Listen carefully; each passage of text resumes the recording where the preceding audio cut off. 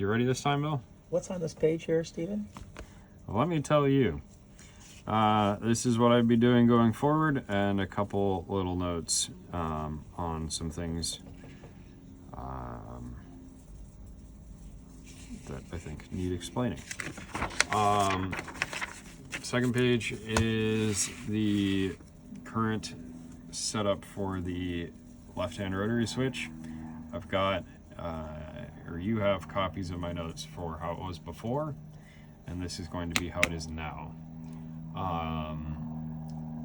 So we're not using just about half of that left-hand rotary switch.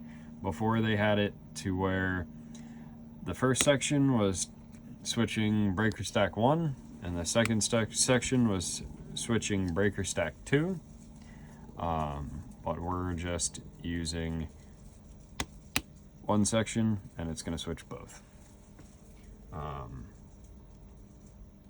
And that we won't exceed the rated load capacity of that. No, we won't. And the reason for that is that the output that we have available is not higher than what the switch is rated for. Okay. Let alone the loads that are connected are not that high. Okay.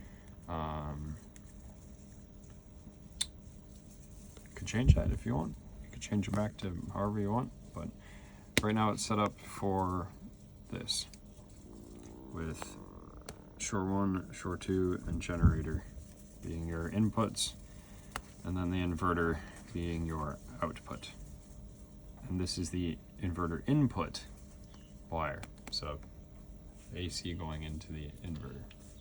Well, in many respects, this becomes a spare.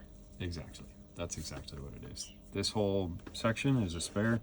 There are still wires connected to it, mostly indicator lights and stuff like that, which I didn't change. That may be changes we have to make to get the rest of the lights working. Yes. Whether they're neon or LED with a drop-in resistor. Whatever you want to use. Whatever whatever Fred is. Whatever it takes. Okay. Yeah, so that's about it. That's pretty much all I've written up, because that's Okay. pretty much all I use when I'm working. Why are these jumping like this? So this is exactly this.